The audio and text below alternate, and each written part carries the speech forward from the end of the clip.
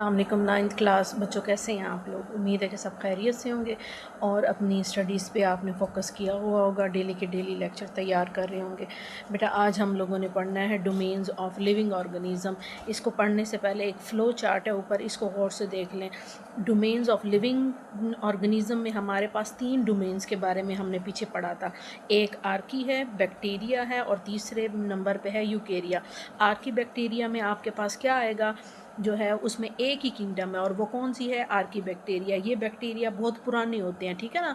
जो सबसे पहले पहले बैक्टीरिया पाए जाते थे उनको आर्की बैक्टीरिया कहते हैं। फिर उसके बाद बैक्टीरिया जो है उसमें कौन सी किंगडम आ जाएगी? Kingdom you bacteria. यू का मतलब होता है ट्रू, यानी कि असल बैक्टीरिया ये हैं और ये आजकल जो बैक्टीरिया पाए जाते हैं वो इसमें आते हैं। फिर उसके बाद यूकेरिया है। यूकेरिया में आपके पास 4 किंगडम्स हैं। 4 किंगडम्स में देखें, नंबर 1 पे है प्रोटिस्टा है, फिर प्लांटी है, फंजाई या एनिमिली है। अब इसमें प्रोटिस्टा जो है इसमें सारे यूनिसेलुलर आएंगे, यूकैरियोटिक यूनिसेलुलर, और इन 3 में आपके पास मल्टी सेलुलर यूकैरियोटिक आएंगे। यूनिसेलुलर कौन से होते हैं? ऐसे ऑर्गेनिज्म जिनका सेल एक सेल पे उनकी बॉडी मुश्तमिल होती है, उनको कहते हैं यूनिसेलुलर। और जिनकी बॉडी जो कॉम्प्लेक्स हो, मल्टी सेलुलर हो, एक से ज़्यादा सेल पर मुश्तमिल हो, वो किस में आएंगे? Multi cellular eukaryotic. यानी कि ये ग्रुप में सब यूकैरियोटिक हैं, सब के अंदर जो है वो वेल डिफाइंड न्यूक्लियस पाया जाएगा, लेकिन फ़र्क ये होगा कि ये यूनिसेलुलर है, इनकी बॉडी में सिर्फ एक सेल होगा, इनकी बॉडी एक से ज़्यादा सेल्स पर मुश्तमिल होगी। तो अब हम इसको स्टार्ट करते हैं। नंबर 1 पे है domain archaea. These are the primitive organism on earth. वो कहते हैं ज़मीन पर जो है ये सबसे पुराने ऑर्गेनिज्म है। जैसा कि आर्ची का मतलब होता है पुराना, पुरानी चीज़ें, जैसे बैक्टीरिया, पुराने बैक्टीरिया पाए जाते हैं। They are prokaryotes but their cell wall does not contain peptidoglycan but it's made up of various polypeptides and protein.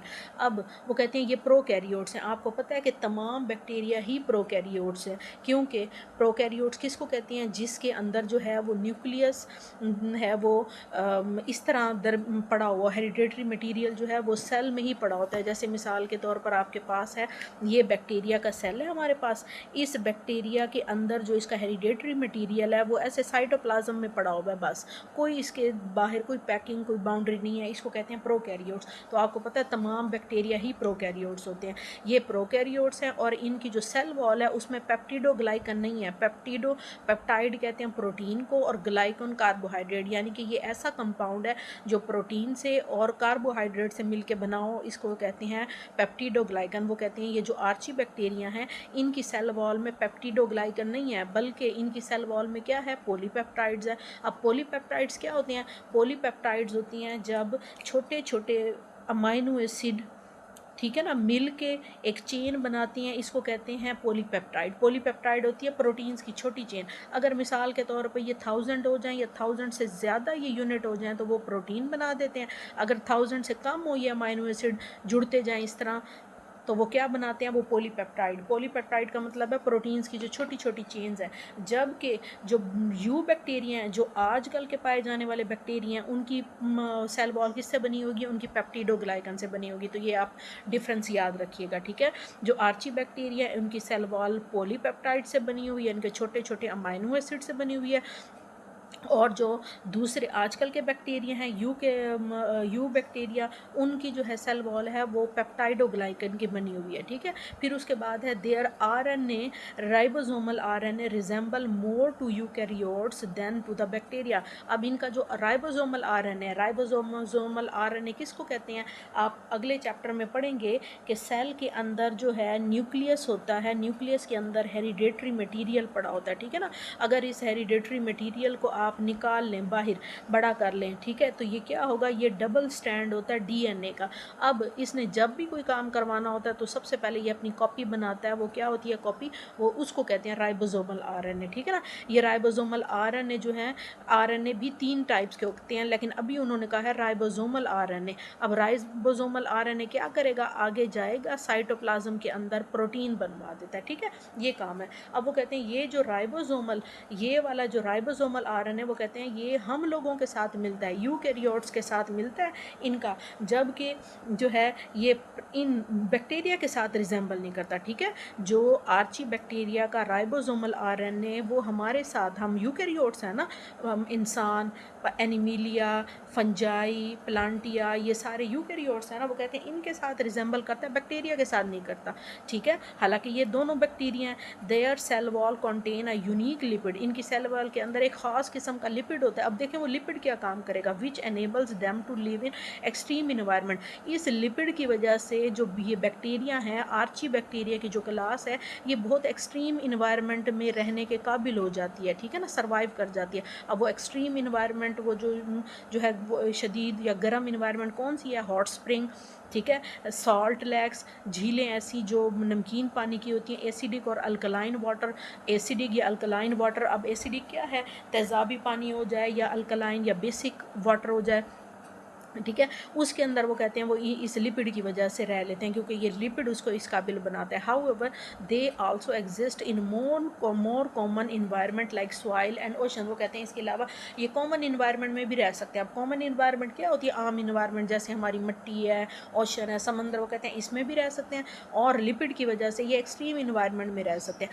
Some archaea contain energy from inorganic compound such as sulphur और ammonia. वो कहते हैं ये bacteria आप energy कहाँ से हासिल करते हैं, ये इनऑर्गेनिक कंपाउंड से हासिल करते हैं। आप, एक होता है ऑर्गेनिक कंपाउंड, एक होता है इनऑर्गेनिक कंपाउंड। ऑर्गेनिक कंपाउंड वो होते हैं जो आपके पास कार्बन, हाइड्रोजन और ऑक्सीजन से बने हुए होते हैं। जो इनऑर्गेनिक कंपाउंड होता है उसमें इनमें से कोई एक चीज़ नहीं होती, वो क्या कहलाता है, इनऑर्गेनिक कंपाउंड। ठीक है, जैसे मिसाल के तौर पर है C6H12O6। अब इसमें क्या है, कार्बन भी है, हाइड्रोजन भी है, ऑक्सीजन भी है, ये क्या है, इनऑर्गेनिक है। जबकि कार्बन डाइऑक्साइड मिसाल के तौर पर आप देख लें, इसमें सिर्फ कार्बन है ना ऑक्सीजन है, हाइड्रोजन नहीं है, कोई एक भी एलिमेंट निकल जाएगा तो ये क्या बन जाएगा, इनऑर्गेनिक बन जाएगा। तो वो कहते हैं ये अपनी एनर्जी इसीलिए इनऑर्गेनिक कंपाउंड से हासिल करते हैं। उसमें क्या क्या चीज़ें हैं, एक सल्फ़र है, सल्फ़र की अलामत S है, अमोनिया NH3, अमोनिया का फार्मूला क्या है, NH3। अब देखें इसमें हाइड्रोजन है, ना तो ऑक्सीजन है ना कार्बन है, तो ये क्या है, इनऑर्गेनिक कंपाउंड है। Their other groups perform photosynthesis but do not produce oxygen. ये सबसे इनमें ख़ास बात ये है कि ये जो है फोटोसिंथेसिस करते हैं, ठीक है, अपनी खुराक खुद बनाते हैं ये बैक्टीरिया, लेकिन ऑक्सीजन प्रोड्यूस नहीं करते। ठीक है, तो ये आपके पास नीचे आर्ची बैक्टीरिया की जो है वो डाइवर्सिटी दिखाई गई है, ये आर्ची बैक्टीरिया। फिर उसके बाद नेक्स्ट पेज पे आ जाए बेटा। नेक्स्ट पेज पे जो है वो भी इनकी कुछ प्रॉपर्टीज़ बताई गई हैं। There is one kingdom in domain archaea. वो कहते हैं आर्ची के अंदर एक ही डोमेन है। आपने पढ़ी है ना, यहाँ मैंने आपको दिखाई थी कि क्या है, आर्ची बैक्टीरिया के अंदर एक ही डोमेन, एक ही किंगडम है, आर्ची बैक्टीरिया। तो वो कौन सी है, किंगडम आर्ची बैक्टीरिया आ गया। आर्ची का मतलब होता है इंशियंट, पुराने, जो बिल्कुल बहुत ज़्यादा कदीम हो, इंशियंट बैक्टीरिया, पुराने bacteria. Example of archaea bacteria include methanogen. ठीक है, इसमें एग्जाम्पल कौन कौन सी है, वो कहते हैं मेथिनोजन। मेथिनोजन का मतलब होता है प्रोड्यूसिंग, मेथिनो मीथेन प्रोड्यूसिंग। तो ये बैक्टीरिया क्या करेंगे, produce methane as a by product of their metabolism. जब इनके जिस्म में मेटाबॉलिज्म होती है, मेटाबॉलिज्म क्या होती है, खुराक की तोड़ फोड़ का अमल। ठीक है ना, आगे जाके आप पढ़ेंगे कि मेटाबॉलिज्म, खुराक की तोड़ फोड़ दो तरीके से होती है, एक कैटाबॉलिज्म, एक एनाबॉलिज्म। वो कहते हैं जब मेटाबॉलिज्म होती है तो ये क्या करते हैं, मेथिनोजन्स प्रोड्यूस करते हैं as a by product. By product का मतलब होता है कि जो असल चीज़ बन रही है, असल प्रोडक्ट है, उसके साथ हट के कोई और चीज़ बन जाए, उसको कहते हैं बाय प्रोडक्ट। अब मिसाल के तौर पर फोटोसिंथेसिस में देखें बेटा, फोटोसिंथेसिस के अमल में पौधा क्या करता है, ज़मीन से वाटर और अपने एटमॉस्फेयर से कार्बन डाइऑक्साइड लेके, इन दोनों की मौजूदगी में सूरज की रोशनी और क्लोरोफिल की मौजूदगी में क्या करता है, ग्लूकोज बनाता है और साथ ऑक्सीजन। अब ग्लूकोज तो उसे चाहिए, वो क्या है, उसके पास मेन प्रोडक्ट है, जो ऑक्सीजन बन रही है वो उसकी बाय प्रोडक्ट है। ठीक है,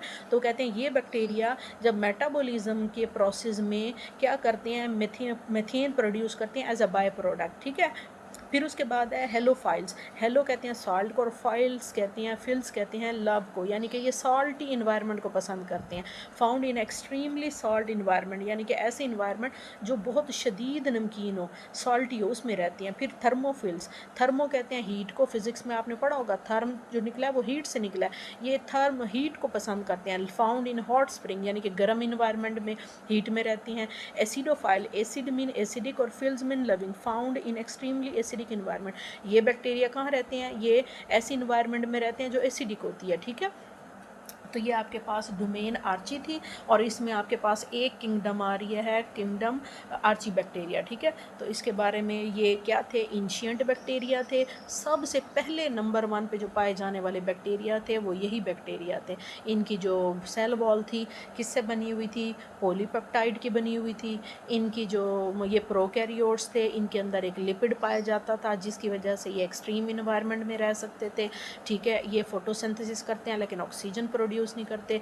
फिर इनकी आपने ये 4 टाइप्स पढ़ी हैं, मेथिनोजेंस मीथेन बनाते हैं, हेलोफाइट्स क्या करते हैं, ये सॉल्टी इन्वायरमेंट में रहते हैं, थर्मोफाइल्स जो हैं वो हॉट स्प्रिंग में रहते हैं, एसिडोफाइल एसिडिक इन्वायरमेंट में रहते हैं। फिर उसके बाद अब आपके पास हम पढ़ेंगे नंबर 2 पे जो है हमारे पास डोमेन बैक्टीरिया, ठीक है ना, जिसमें हमारे पास किंगडम यू बैक्टीरिया आएगा। अब यू का लफ्ज़ जहाँ भी आ जाता है इसका मतलब है कि आपकी ये ट्रू बैक्टीरिया, असल बैक्टीरिया हैं जो आज के दौर में पाए जाते हैं। अब इसके बारे में पढ़ेंगे, ठीक है ना। This domain contain bacteria and cyano bacteria. इस डोमेन में बैक्टीरिया भी आएंगे और सियानो बैक्टीरिया भी आएंगे। सियानो बैक्टीरिया वो बैक्टीरिया जिनमें फोटोसिंथेसिस का अमल होता है, जैसे हमने पीछे पढ़ा है ये फोटोसिंथेसिस करेंगे। They are also prokaryote. आपको पता है बैक्टीरिया सारे प्रोकैरियोट्स हैं। अब प्रोकैरियोट और यूकैरियोट में क्या फ़र्क है, इनके अंदर वेल डिफाइंड न्यूक्लियस होता है, उनके अंदर वेल डिफाइंड इनके अंदर वेल डिफाइंड न्यूक्लियस नहीं होता, जबकि यूकैरियोट्स में वेल डिफाइंड न्यूक्लियस होता है। The cell wall is made up of peptidoglycan. अब इनकी सेल वॉल पेप्टिडोग्लाइकन की बनी हुई है। पेप्टिडोग्लाइकन मैंने आपको बताया एक कंपाउंड है जो पेप्टाइड प्रोटीन को कहते हैं और ग्लाइकल कार्बोहाइड्रेट को। प्रोटीन और कार्बोहाइड्रेट के से मिल के ये कंपाउंड बना हुआ है, वो कहते हैं इनकी सेल वॉल इससे बनी हुई है। They are found in all environment including soil, water, air, in the bodies of organism. ये हर तरह की इन्वायरमेंट में रह सकते हैं। आजकल के बैक्टीरिया हैं, मॉडर्न बैक्टीरिया हैं, सॉइल में भी रह सकते हैं, वाटर में भी लीव करते हैं, एयर में भी, और उसके अलावा ऑर्गेनिज्म की बॉडी के अंदर भी रहते हैं। They are unicellular. यूनि का मतलब होता है एक, सेलुलर एक सेल पर, जिनकी बॉडी एक सेल पर मुश्तमिल हो, यानी कि ये बैक्टीरिया क्या कहलाएंगे, unicellular. Many live solitary although some of form chains, cluster और colonies of cell। वो कहते हैं ज़्यादातर क्या हैं, वो अकेले भी रहती हैं। सॉलिडेटरी का मतलब है अकेले अकेले रहती हैं, जबकि कुछ चेन्स की शक्ल में रहती हैं। अब चेन्स कैसे होंगे, आपको पता है चेन्स जो हैं वो इस तरह चेन्स की शक्ल में जुड़ जुड़ के रहेंगे। क्लस्टर होगा तो क्लस्टर में क्या करेंगे, क्लस्टर में वो ऐसे क्या बना देंगे, गुच्छे बना देंगे, ठीक है ना, जैसे। और उसके बाद कॉलोनीज़ में क्या होती हैं, कॉलोनीज़ में आपको पता है साथ साथ बहुत सारे ऑर्गेनिज्म ऐसे कॉलोनी बना लेंगे। तो ये क्या है, ये कॉलोनी किस शक्ल में ये रहते हैं। मोस्ट आर हेट्रोट्रॉफिक, ज़्यादातर इसमें हेट्रोट्रॉफिक हैं। हेट्रोट्रॉफिक अपनी खुराक खुद नहीं बना सकते, but some are have chlorophyll and carry out photosynthesis. जाहिर है हेट्रोट्रॉफ के ऑपोजिट क्या होगा, ऑटोट्रॉफ्स होंगे। ऑटोट्रॉफ्स कौन होते हैं, जो अपनी फोटोसिंथेसिस करते हैं, अपनी खुराक खुद बनाते हैं, जैसे हमने ऊपर पढ़ा सियानोबैक्टीरिया, ठीक है, क्योंकि इनकी बॉडी के अंदर क्लोरोफिल मौजूद है। This domains contain kingdom you bacteria, true bacteria. इसमें कौन से बैक्टीरिया आएंगे, स्टार्ट में मैंने आपको बताया था इसमें ट्रू बैक्टीरिया आएंगे जो आजकल के दौर में रिसेंटली पाए जाते हैं। Some bacteria causes disease. अब इसमें से कुछ बैक्टीरिया देखें आप पढ़ेंगे, कुछ यूज़फुल हैं कुछ हार्मफुल हैं। अब वो कहते हैं कुछ डिजीज़ कॉज करते हैं तो ये हार्मफुल है, मैनी बैक्टीरिया आर बेनिफिशियल, कुछ यूज़फुल हैं, ठीक है, फ़ायदेमंद है। जैसे decomposer bacteria play important role in nutrient recycling. Decomposer bacteria कौन से होते हैं, जो मरी हुई चीज़ को, डेड ऑर्गेनिज्म की डीकम्पोजिशन करते हैं, तोड़ फोड़ करते हैं, और उसकी बॉडी के अंदर, आपको पता है लिविंग ऑर्गेनिज्म की बॉडी के अंदर बहुत सारे न्यूट्रेंट्स हैं। जब वो उसकी डीकम्पोजिशन करते हैं, उसको तोड़ फोड़ देते हैं, तो वो सारे न्यूट्रेंट्स कहाँ चले जाते हैं, वो ज़मीन के अंदर चले जाते हैं, जिसकी वजह से न्यूट्रेंट्स दोबारा से रिसाइकिल हो जाते हैं, ठीक है। तो इस तरह ये क्या है, इस तरह ये इन्वायरमेंट के लिए बेनिफिशियल है। फिर उसके बाद लास्ट में जो आपकी क्लास है वो आप पीछे पहले देख लें, ये क्लास कौन सी है, डोमेन कौन सी है, सॉरी, ये हमारे पास यूकेरिया है, जिसमें आपके पास 4 किंगडम आएंगी। एक प्रोटिस्ट है और बाकी 3 प्लांटी, फंजाई, एनिमिले। अब ये 3 जो होंगे मल्टी सेलुलर यूकेरियोटिक होंगे, ये जो है वो यूनिसेलुलर यूकेरियोटिक होगा। अब इसके बारे में पढ़ लेते हैं। यूकेरिया क्या है, domain. The domain includes all unicellular and multi cellular organism. वो कहते हैं इसमें तमाम जो हैं यूकैरियोटिक ऑर्गेनिज्म आएंगे, चाहे वो यूनिसेलुलर हैं चाहे मल्टी सेलुलर हैं।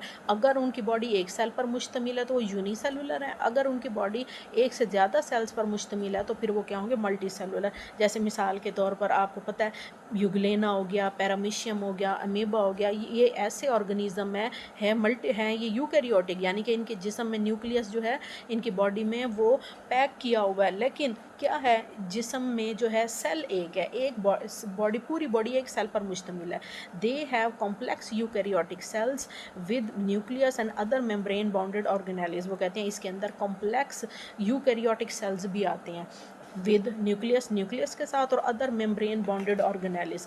अब इसका क्या मतलब है, इसका मतलब ये है बेटा, जैसे मिसाल के तौर पर मैं आपको बताऊं कि जो मल्टी सेलुलर है, मिसाल के तौर पर उनकी बॉडी का मैं एक सेल बना रही हूँ, ये दरमियान में न्यूक्लियस है जो कि वेल पैक्ड किया हुआ है, ठीक है ना, वेल डिफाइंड न्यूक्लियस है, इसके अंदर आपको हेरिडेटरी मटेरियल होगा। उसके बाद जो साइटोप्लाज्म है उसके अंदर माइटोकॉन्ड्रिया भी है, उसके अंदर क्या है एंडोप्लाज्मिक रेटिकुलम भी पड़े हुए हैं, उसके अंदर क्या है गोल्जी अपरेटस भी पड़ा हुआ है, और भी बहुत सारी मेम्ब्रेन बाउंडेड ऑर्गेनेलिज होती हैं, ठीक है। जबकि जो एक सेल पर मुश्तमिल है यूकैरियोट है और वो सिंपल है, ठीक है ना, यूनिसेलुलर है, उसमें भी क्या होगा, न्यूक्लियस जो है वो अंदर पैक किया हुआ है और इसमें भी मेम्ब्रेन बाउंडेड ऑर्गेनेलिज हैं। सिर्फ ये है कि ये एक सेल पे होगा इसकी बॉडी, इनकी बॉडी जो है वो बहुत सारे सेल्स पर मुश्तमिल होगी, इसीलिए ये आपको नज़र आएगी। इसीलिए वो कहते हैं ये कॉम्प्लेक्स हैं, ठीक है ना, पेचीदा हैं। This domain contain kingdom protista, fungi, plantae, animalia. अब प्रोटिस्टा में कौन से आएंगे, प्रोटिस्टा में ये सारे प्रोटिस्ट पड़े हुए हैं जो मैंने आपको बताया, यूग्लिना हो गया, ठीक है ना, और उसके बाद क्या है, यूग्लिना के बाद आपके पास आ जाएगा अमेबा, पैरामीशियम सारे, और प्लांटिया में तमाम प्लांट्स, फंजाई में तमाम फंजाई आ जाएगी, मशरूम्स वगैरह वो आपको आँख से नज़र आती है ना, एनिमिलिया में इंसान आ जाएंगे, जानवर आ जाएंगे, ठीक है बेटा। तो ये टॉपिक आपका यहीं ख़त्म हो गया। वीडियो को लाजमी लाइक करें, आपका एक लाइक मेरे लिए बहुत कीमती है, और अपने दोस्तों के साथ शेयर करें, चैनल को सब्सक्राइब करें। नेक्स्ट लेक्चर के लिए मुझे इजाज़त दें। अल्लाह हाफ़िज़।